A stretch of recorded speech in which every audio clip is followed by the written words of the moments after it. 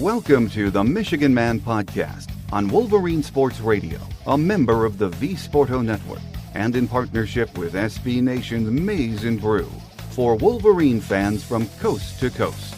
Go Blue, and welcome to the show. I'm your host, Mike Fitzpatrick. We delayed this week's show from its usual midweek release so that we could cover Monday's national championship game and last night's Frozen Four matchup with Notre Dame. It's been both an exhilarating and a heartbreaking week for both teams, and yes, the fans. Great runs by both teams have come to an end and in defeat. In just a minute, we'll recap Monday's loss to Villanova with beat writer James Hawkins from the Detroit News. But first, a few news and notes to get us started. The Michigan hockey team's Cinderella run is over, with a dramatic goal from Notre Dame forward Jake Evans with 5.2 seconds remaining in regulation of their Frozen Four semifinal last night. The second-seeded Wolverines fell to top seed Fighting Irish 4-3, abruptly ending our season. A game that seemed a certainty to extend to overtime quickly ended when Notre Dame's Cam Morrison led a final rush full speed down the left flank, centering the puck in front of the net where Evans outmuscled Michigan's outstanding freshman Quinn Hughes to push it 5-hole past goaltender Hayden Levine. In what left the Wolverine players stunned and in tears, the shocking tally advances Notre Dame to Saturday's national championship game against Minnesota Duluth. That's 7:30 p.m. on ESPN. They beat Ohio State in the earlier semifinal 2-1. The late regulation goal has Notre Dame one game from its first hockey title. I'm extremely proud of our team, especially our seniors. Coach Mel Pearson said, "I thought as the game wore on there, we were starting to play. We finally started to play, and unfortunately, it was a bad bounce there at the end. It was a great run. Congratulations to Coach Mel Pearson and the boys. This is a very young team, and the future is bright." The future is equally bright for Michigan hoops, although it might not feel that way right now. It's never easy to say, at least we made it to the Final Four and the national championship game, but we lost. You never know when or if you're going to be back. And I think the passing of time will allow us to look back on this season and realize what fun it was to watch this team. And under the direction of a great coach and leader, it really was a team. Of course, I wanted this one for me and for us, the fans, but especially for Coach B. But it didn't take long for me to realize we were up against a buzzsaw on Monday night. Villanova was as good and deep a team as I've seen in a long time. It wasn't that we didn't play well, it's that they were that good. James Hawkins joins me next with his thoughts on the game, the season, and much more. Here on The Michigan Man on Wolverine Sports Radio, a member of the V Sporto Network, and in partnership with SB Nation's Maize and Brew.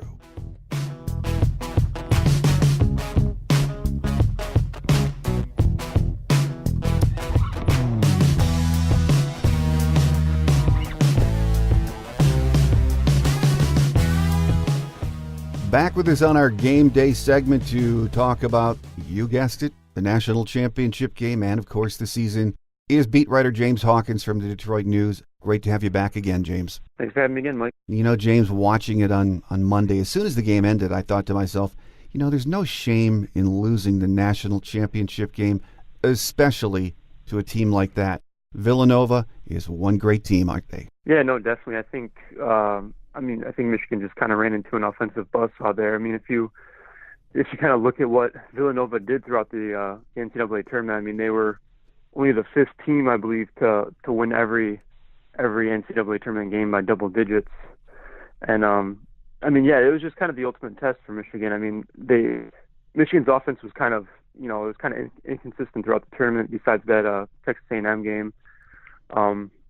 But it was really the ultimate test for Michigan's defense. Going up against the nation's top offense. I mean, Villanova ranked number one in the nation in scoring offense and in offensive efficiency. And you look at Villanova's roster; they just have 5-6 guys who are capable of scoring 20 points. Going off at any point. And we saw that one guy was Dante DiVincenzo for Villanova that they really just couldn't stop. He just had the game of his life, scoring a career high 31 points and just knocking down absurd shots, 3-pointers from well beyond the arc. But yeah, definitely. I mean, there's nothing for Michigan to hang their head about. I mean, honestly, who would have thought that they would have made it to the national title game heading into the season? I mean, they go from unranked beginning of the season, to make it all the way to this point. Yeah, I mean, there's definitely nothing for them to hang their heads about, because I think there's, without a doubt, they've I don't even think they exceeded expectations. I think they pretty much shattered it this season, setting the program record. 33 wins, winning another Big Ten tournament title, and then just reaching the national title game for only the 7th time in program history. I think it's definitely a season well worth remembering. And I know fans were disappointed Monday night, are still disappointed, but leave it to Coach B to put things and keep things in perspective for everyone. I was watching an interview with him on Tuesday, and he said that Michigan had to play perfectly, and even if they did that, he's not sure they could have beaten Villanova. I have to say, I agree with Coach. The way that the Michigan offense was playing in the tournament, you knew we had to see something much better on Monday, or it was going to be a problem. Oh, definitely. I mean, it was kind of one of those things where you felt like Michigan had to kind of catch lightning in a bottle again, like with that Texas A&M game. I mean, if you look at it, I mean, they did not shoot well at all from three-point range in that game. I mean, they finished 3 for 23, and I mean, if they just made a couple, like half those misses or something like that. I mean, if they just made a couple more, I mean, it would have been a closer game throughout that game. But yeah, that was just something they struggled with throughout the tournament. I mean, they didn't shoot well. I mean, for the tournament overall, they only shot 28.7% from three-point range, which just wasn't going to be able to get it done. I mean, their offense just kind of was lagging throughout. I mean, they were, like I said, they were just kind of able to grind through most of those games and lean on their defense. But yeah, this was definitely a game where they were going to need to have their offense, kind of pick it up if they were going to win it. And I mean, they still have Villanova to 79 points, which is still an accomplishment, I guess. But if you look at what Villanova was able to do throughout the season and throughout the tournament, they definitely needed more shooting, which was just kind of wasn't there for them throughout the entire NCAA tournament. And they kind of just that inconsistency just kind of caught up with them at the worst time. Well, it was just an incredible run. And for you, James, was this the first time you've covered or been to the Final Four? Yeah, definitely. This was only my second season covering the team, so yeah, I got that. I guess I checked that off the list pretty early in my career covering this team. Well, how incredible on the Final Four weekend was that environment in San Antonio? It was unlike anything, unlike any other experience I've experienced. I mean, just going through just the warm-ups and then the national anthem and all the pregame stuff.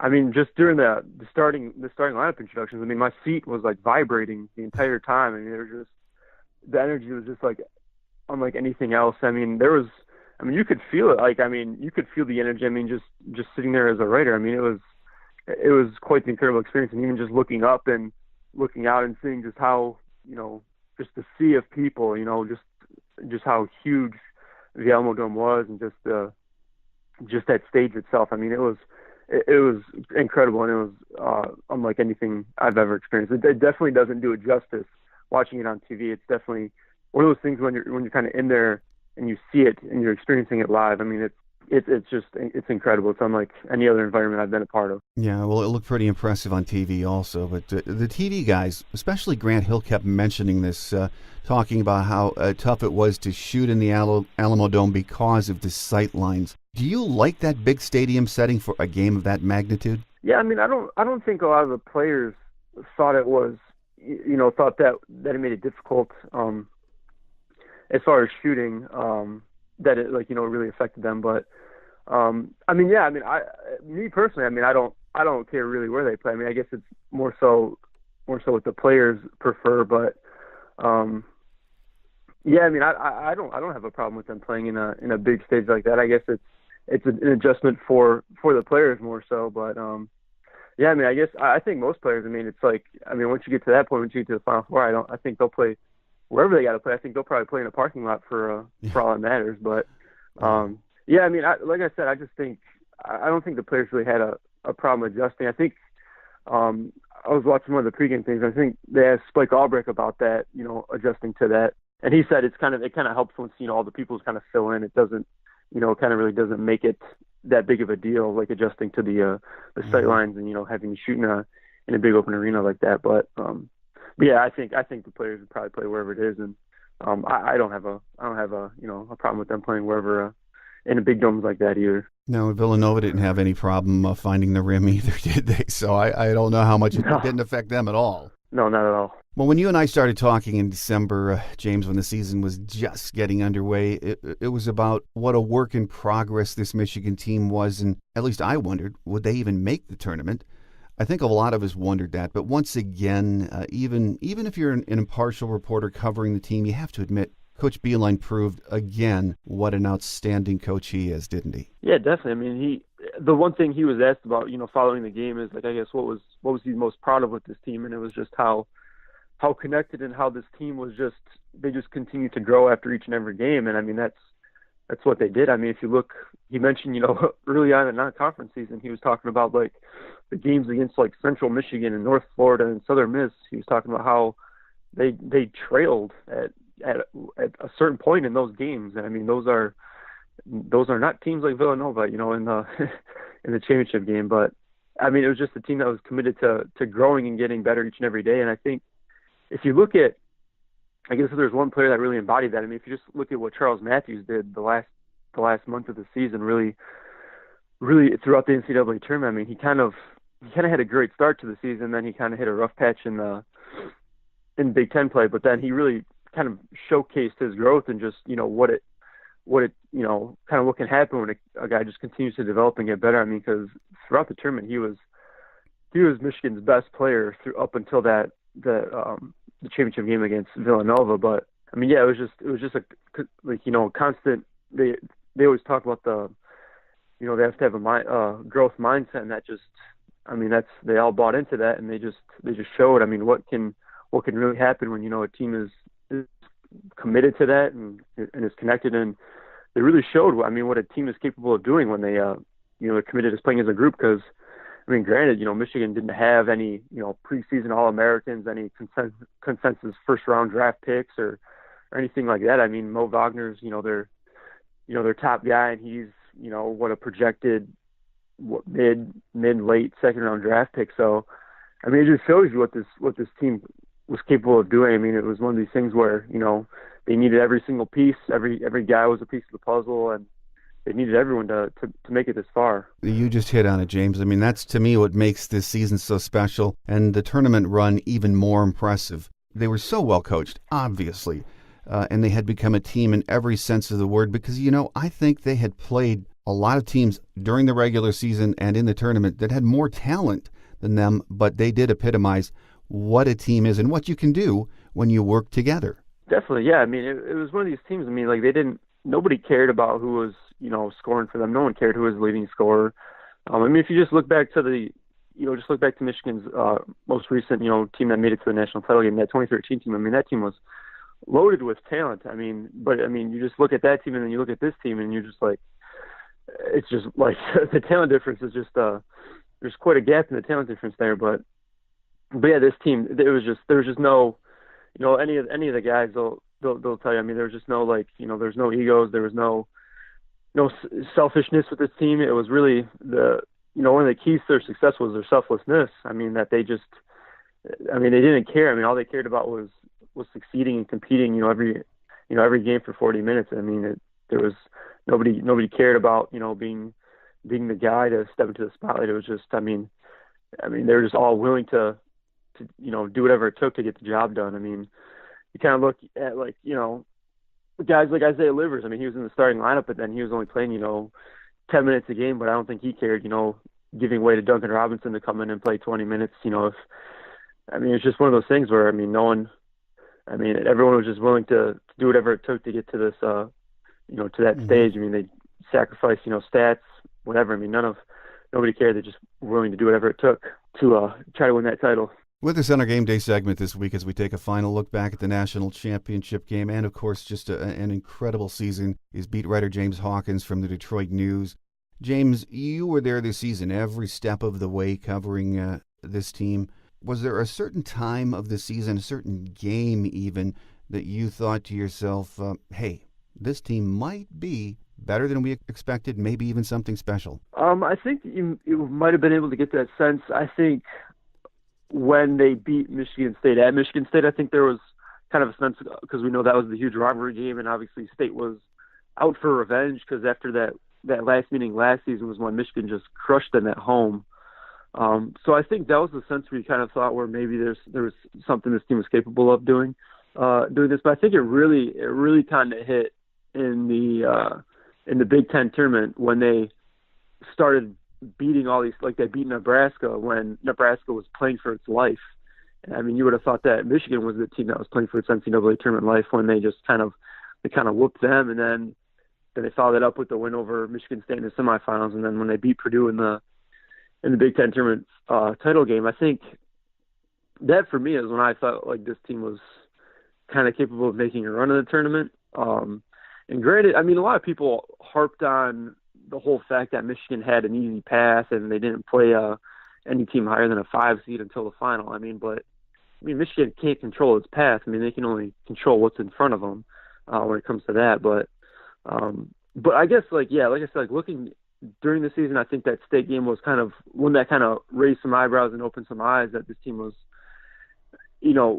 wasn't anything to take lightly. But I think for me, as far as watching this team, I think it really took shape in the Big Ten tournament when, I mean, they beat, like I said, when they beat Nebraska, who needed that win. I mean, they needed that win to get to the tournament, and then they followed that up with, beating two teams that were maybe at least top 10 teams, in Michigan State and Purdue. I think that's when I kind of felt like this team was kind of capable of making another deep push into the NCAA tournament. Well, James, in our culture, our sports culture especially, a lot of fans would say if you don't win it all, it might be a good year, but it's not a great year. And I think that's sad in so many ways, so many levels, because, even though Michigan fell short by one game, I think in so many ways it's fair to call this a great season for Michigan. Right. I mean, I think if you told most fans with this team, I mean, if you look back at who they lost, I mean, when they lost, DJ Wilson, Derek Walton, Zach Irvin, I mean, they lost, 3 of their top 5 scorers, 3 of their top 4 scorers. I mean, if you told Michigan fans before the season, hey, this team is going to make it to the national final and they're going to be trailing by, 7 or 9 points at halftime, I think most teams or most fans would have taken that. I mean, look, yeah, they're hanging 2 more banners. They got another Big Ten tournament title. They're going to hang a Final Four banner when they next season at Chrysler Center. I mean, yeah, there's no way the season was a disappointment at all. I mean, like I said, looking before the season, I mean, no one was talking about Michigan. No one had Michigan ranked. No one thought Michigan was going to do anything. So I mean, like I said earlier, I don't think they just exceeded expectations. I think they shattered them this season, with this group. I mean, they had, a freshman, Isaiah Livers, moving to the starting lineup. They had Jordan Poole, playing, key minutes and key points in games. I mean, they just had everything kind of came together, finally at a certain point. But yeah, I mean, there's no way this was anything short of a great season. I mean, I don't think most people, expected them to accomplish what they accomplished, which I think that, kind of speaks volumes to what this team was actually able to do and the job that John Bannon was able to do this season. Well, by Tuesday morning, I was already seeing the stories about Mo and Charles Matthews having decisions to make, of course, in the coming weeks about staying or leaving. Your thoughts on both of those guys and their future, James? Yeah, I think if you would have asked me about Mo before the postseason started, before the NCAA tournament, I would have been sold on him going. I mean, I think that Mo is definitely going to declare for the draft, just to go through that evaluation process again. But I mean, if you asked me before the postseason started, I would have been leery about it just because I didn't think he had the greatest of season. But then now you look at the postseason, he had a couple big games. I mean, he had the big game against Loyola Chicago. I mean, he had another big game against Texas A&M. So I think he's definitely going to declare. And at this point, I don't know. It's really down to what he wants to do. Because I remember last season when we talked to him about it, he talked about how he doesn't want to be one of these guys who kind of goes to the NBA or he leaves and he just ends up staying in the in the D League or the G League, and he kind of has to work through that way. But like I said, I think most projections have him as kind of that that mid to late second round pick, which is, I think last season he was maybe a high second round draft pick at this point. So I don't think his stock has really improved at all. I mean, granted, he can help himself with, the workouts that they have, and if he gets invited to the combine, which I think he will, he can definitely help his stock. But it's one of those. It's another thing on the other flip side too, where there's never a guarantee that his stock's going to get any higher than it is now, and it's one of those things where he might just be the player he is. He might not get any better. I mean, this just might be who he is as a player. So it's kind of a double-edged sword with him. And at this point, I think I guess I'll give it a 60-40 split as far as him leaving. I'm not completely sold. I think it just depends on, I guess, what he's told and I guess the feedback he gets. If he gets like mixed reviews, I guess he might, contemplate coming back. But then again, if that happens, Michigan would have, they'd be over a scholarship, so John Beilein would have a decision to make and have to kind of clear up some room. But then Charles Matthews, he's another NBA prospect. I think he'll declare for the draft too and kind of dip his toes in the waters. And I don't have any problem with that. I think fans get worked up about that stuff. They think like they're going to leave, but there's absolutely nothing wrong with it. I mean, I think it's good for them to get feedback and, to hear from teams about what they need to improve, what they need to do better. So I expect him to go through that process as well, but I think that he will be coming back. But I think he'll declare without an agent and then just kind of, go through that and get that experience, which I think will be valuable to him. But obviously of the two, I think Mo is more than likely to leave, but I think that's kind of I think he's more likely to go. I guess if you ask me if he's, if I had to pick away, I guess he would be more likely to leave. And as far as Charles, I think Charles will be back, but I think, like I said, I think he'll declare without an agent just to kind of go through that process and kind of get that feedback that will serve him well and help him, heading into next season. Well, for what it's worth, I personally think Mo should stay. It's going to be a big decision for him, but Matthews, I think, definitely needs to stay put. But whatever happens with those two guys, looking ahead, do you think Michigan is in pretty good shape for next season with their returning pieces, and that would include the incoming recruiting class? Yeah, definitely. I think there's going to be there's a lot to be looking forward to. I mean, like you said, they have one of Beilein's best recruiting classes coming in. They got the two Michigan Mr. Basketball finalists, and Brandon Johns from East Lansing and David DeHuyes from East English Prep. They have plenty coming back. Yeah, they'll have, Isaiah Livers is back, Xavier Simpson's back. Charles Matthews, I think most people can probably expect to be back. So they'll return, the majority of their starters. It's kind of the big wild card at this point. And then, obviously they're going to be losing, just three guys for sure, in Duncan Robinson, obviously the team's best 3-point shooter, and then Jerron Simmons, the backup point guard. And then I think the most difficult guy to replace is going to be Muhammad Ali Abdur-Rahman, just because, just not for his scoring, but just for everything he did, like all the little things he did, like making the extra pass, setting a brush screen to get a guy open. He just did so many things that kind of goes unnoticed, that doesn't go on the stat sheet that Michigan's going to miss. And he was kind of a glue guy in a sense for this team. And it's always a hard guy to replace. So I think he's going to be the most difficult guy to replace, but I think they have a guy who's going to step in and fill his spot in Jordan Poole. I think he'll kind of step up and be the starting two next season. But there's definitely a lot to look forward to with this team. I think there's not going to be any sort of drop off. I think there's going to be more expectations for this team next season as opposed to there was entering this season, considering who they lost and who they got coming in. But I think there's definitely plenty to look forward to. And I think you could think that there's definitely the program's on an upswing and it's on stable ground. And I think they're bringing back the most important person of all, which is Coach John Beilein.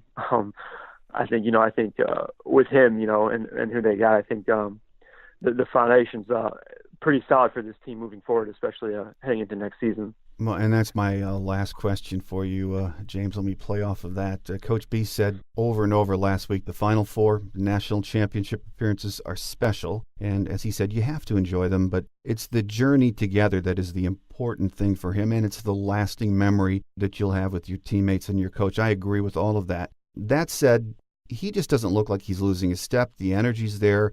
Do you see him right now hanging around another 4 or 5 years, or that he's anywhere ready to quit? No, it's funny because I believe it was after the Elite Eight went over Florida State, where we were talking to him outside the locker room. He brought up a point about how they were asking him about reaching the Final Four again. He mentioned that he's no spring chicken, but then he mentioned that he wasn't going anywhere anytime soon. And I think it's at the point where he's kind of, I guess, maybe earned the right to kind of, I guess, call it quits whenever he kind of sees fit. And one of my coworkers, Bob Winowski, was talking with athletic director Ward Manuel, about his contract, because at this point, you look at what Beeline was making in comparison to other coaches. I think he's the third highest paid coach in the Big Ten. I think this season he was maybe the ninth highest paid coach in the nation at like $3.7 million. And it's kind of, his contract's kind of a bargain for now, but kind of, Ward Manuel is kind of talking about, that, another possible extension is something that he's definitely going to look at, and maybe kind of locking Beeline up for a few more years, because I believe his contract runs out in 2021. So that's, 3-4 more seasons. But yeah, I definitely think that Beeline doesn't look like he's, slowing down at all. It looks like he's wearing down at all. I think this is something he's done his entire life, and it's kind of hard to have someone, kind of, hang it up anytime soon. But I definitely think he'll be around for as long as, I guess, he wants to stick around. But I think I wouldn't be surprised if, an announcement comes out sometime in the near future about, that he possibly gets an extension and that he's around for a few more seasons. Because, like I said, I think at this point, you just look at what he's been able to do with this program. Just like the last, 5-6 seasons, I definitely think it's one of those things where it's basically where Beeline has kind of earned kind of the right, I guess, where he can, I guess, call it quits whenever, I guess, he sees fit. Well, my guest today on our Game Day segment has been beat writer James Hawkins from the Detroit News. James, I want to thank you for being so gracious with your time this season. Whenever we've asked you to be on, you've gone out of your way to be available for us. And myself and the listeners, of course, appreciate that. So for now, as we say goodbye with the season done, if anything pops up regarding Michigan basketball in the coming months in the off season, we'll be sure to get you back. So until then, again, thank you, and we look forward to our next visit. So take care, James. All right, sounds good. It was my pleasure. Quick Hits is next as we wrap it up for another week here on The Michigan Man on Wolverine Sports Radio, a member of the V Sporto Network, and in partnership with SB Nation's Maize and Brew.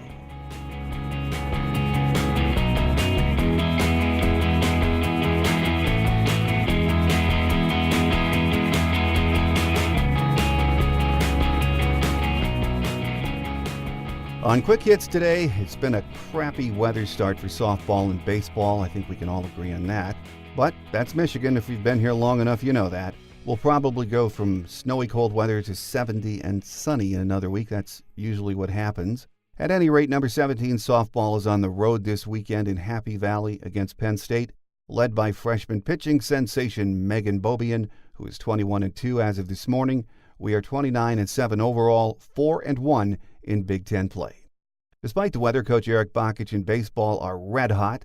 They are on a 12-game winning streak to begin the week. This weekend, they are on the road in Evanston for a 3-game set with Northwestern, getting Big Ten play underway. With basketball and hockey in the news this month, we haven't had much time to talk football. Not that there's much news coming from spring practice, but in the coming weeks we'll shift gears and see what's new with Jim Harbaugh and his team. Hopefully the NCAA will rule on Shea Patterson's eligibility sometime in the next few weeks too. On next week's show, we'll get a 2-for-1. Steve Lorenz from 24/7 Sports will be here for our monthly recruiting update and his thoughts on spring practice. I'll also have April's Michigan Man Extra for you sometime next week. Joining us will be former Michigan standout Mario Ojemudia. We'll talk about his Michigan days, an NFL career that was cut short by injury, and of course get his thoughts on what's happening with our current team and what he thinks of the direction of the program. I will update you next week on what day the Extra will publish. Don't forget our free show app is available from the iTunes and Google Play stores. You can also hear us on iHeartRadio, TuneIn, and Wolverine Sports Radio. That will do it for another edition of The Michigan Man. What a month of March and a start to early April it has been. And what a year for Michigan hoops and hockey. We'll be talking about the Final and Frozen Four for years to come. We came up short, but the journey was worth it. Thanks to both teams for a fun winter. As Coach B said on Tuesday, losing hurts, but in the end, it is about the journey and doing it together as a team. I'm just glad we were there for the ride. I'm your host, Mike Fitzpatrick. Have a great Wolverine weekend, everyone. Until next time, take care, and as always, go blue. Thanks for joining us today on The Michigan Man, here on Wolverine Sports Radio, a member of the V Sporto Network, and in partnership with SB Nation's Maize and Brew. Our listener lines are open 24/7 for your calls at 313-263-4842. That's 313-263-4842. Or email us at themichiganmanpodcast@yahoo.com. That's themichiganmanpodcast@yahoo.com. The Michigan Man Podcast is produced at the studios of Robin Lynn Productions, Allen Park, Michigan, and is not affiliated with the University of Michigan. Go Blue!